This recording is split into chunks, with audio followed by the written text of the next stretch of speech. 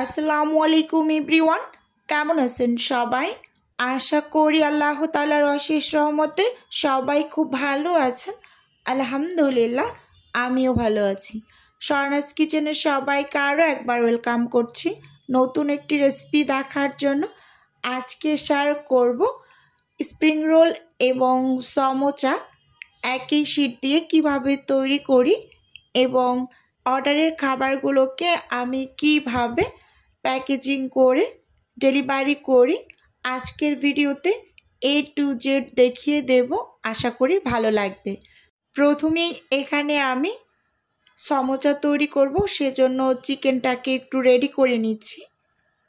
দেখতেই পাচ্ছেন ছোট ছোট করে কিন্তু চিকেনটা কেটে নিয়েছি। এভাবে করে চিকেনটা রেডি করে সমোচা তৈরি করলে সেই সমোচার পুরটা খেতে ভীষণ ভালো লাগে।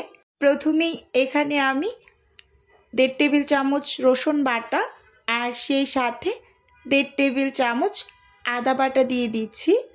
এখানে আদা এবং রসুনের পরিমাণটা আমি সম পরিমাণে নিয়েছি, কারণ একটু বেশি করেই কিন্তু চিকেনটা নেওয়া হয়েছে, মানে 2টা মুরগির বুকের মাংস নিয়েছি, সেজন্য 1.5 টেবিল চামচ করে কিন্তু আমি সম পরিমাণে আদা এবং রসুনটা ব্যবহার করেছি।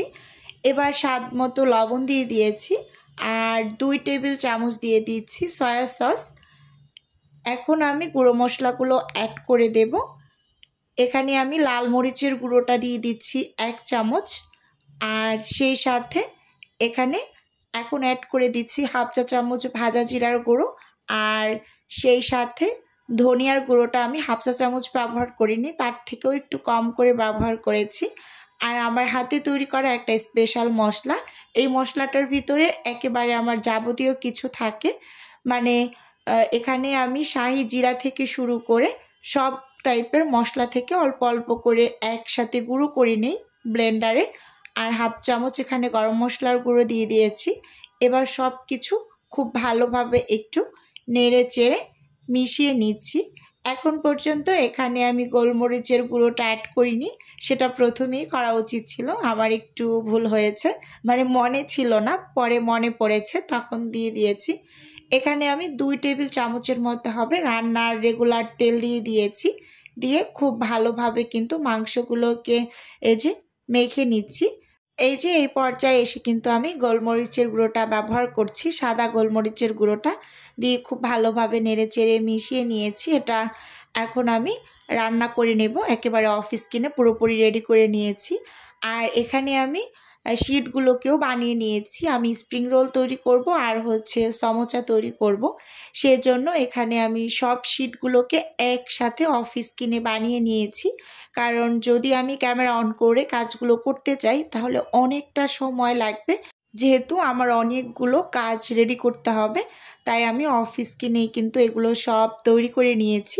এখন এখান থেকে বেছে বেছে কিছু সমোচার জন্য শিট আলাদা করে নিয়েছি আর কিছু স্প্রিং রোলের জন্য নিয়েছি। এই যে আমি স্প্রিং রোলের জন্য কিন্তু শিটগুলোকে কেটে নিয়েছি পাশ থেকে। এই যে এগুলো আমি অফিস কিনেই বানিয়ে নেব স্প্রিং রোলগুলো। আর সমোচাগুলো একটু ক্যামেরা অন করে নিয়েছি, কারণ আপনাদের সাথে তো একটু শেয়ার করতে হবে, তাই না? তো ক্যামেরাটা একটু অন করে নিয়েছি। এখন আমি এই যে সমোচা শিটগুলোকেও তৈরি করে নেব, এটাও কিন্তু আমি অফিস কিনেই করেছি। চারপাশ থেকে কিন্তু সমানভাবে কেটে মাঝখান থেকে আমি 2টা টুকরো করে নিয়েছি। আমি সব সময় এভাবে করে সমোচা তৈরি করি, আর এভাবে করে যদি সমোচা তৈরি করা হয় তাহলে সমোচাগুলো একেবারে অনেকটা বড় বড় হয়, কারণ সমোসা দেখি ম্যাক্সিমাম সময় একেবারে সবাই ছোট ছোট তৈরি করে, কিন্তু এভাবে করে যদি মানে একটা ভাগ করা হয় শিটগুলোকে তাহলে একটু বড় সাইজ করেই কিন্তু বানিয়ে নেওয়া যায়।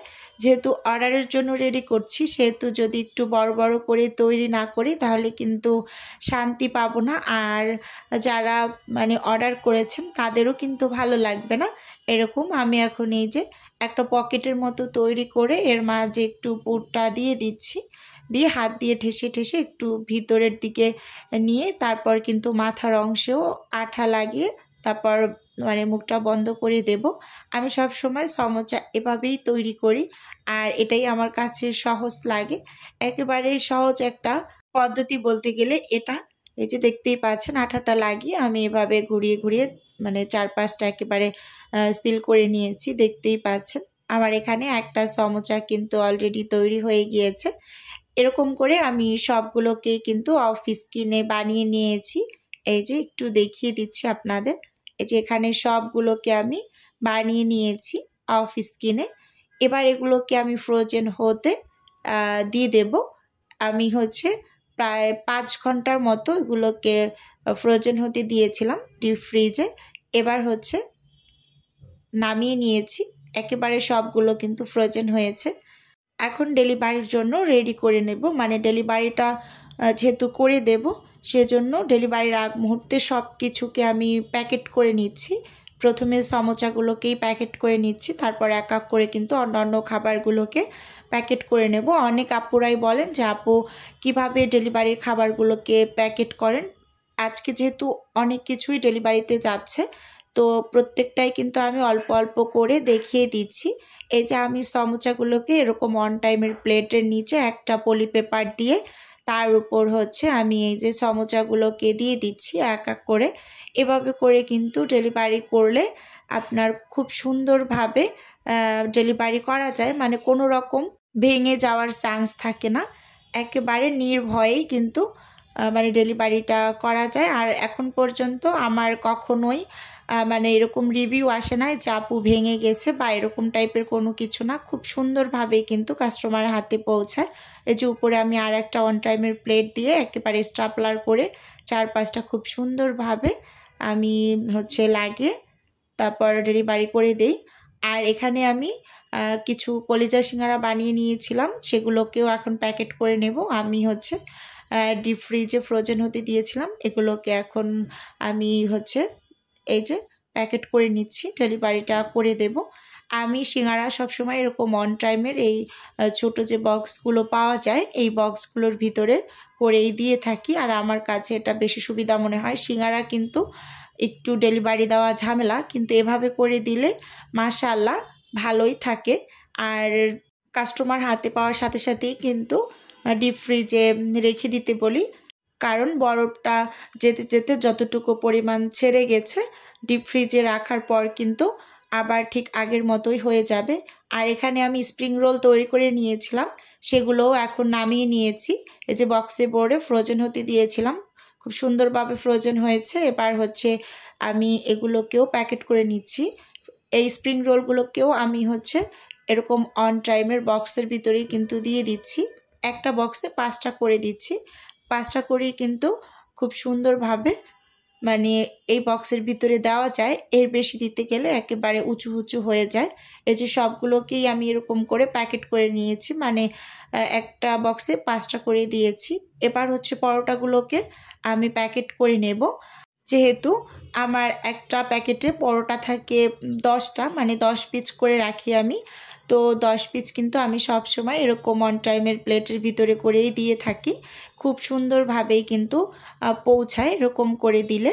তো 50টা পরোটার অর্ডার ছিল, তার মানে 5টা প্যাকেট হয়েছে। এরকম অন টাইমের বক্স হয়েছে 5টা, মানে 5টার ভিতরেই খুব সুন্দরভাবে 50টা ধরেছে। এভাবে করে কিন্তু আমি সবগুলোকেই প্যাকেট করে নিয়েছি। ভিডিওর এই পর্যায়ে নিজের বিজনেসের একটু প্রচার করি। আপনারা অনেকেই তো জানেন আমার ছোট্ট একটা ফ্রোজেন আইটেমের বিজনেস আছে। যদি কেউ কোনো টাইপের ফ্রোজেন খাবার অর্ডার করতে চান তাহলে স্ক্রিনে দেওয়া হোয়াটসঅ্যাপ নাম্বারে নক দিলেই কিন্তু আমি A to Z বলে দেব। আর যদি কেউ সরাসরি অর্ডার কনফার্ম করতে চান তাহলে হোয়াটসঅ্যাপ নাম্বারে সরাসরি কল করে কিন্তু অর্ডারটা কনফার্ম করতে পারবেন। এখানে আমি সব পরোটাগুলোকে আমি প্যাকেট করে নিয়েছি।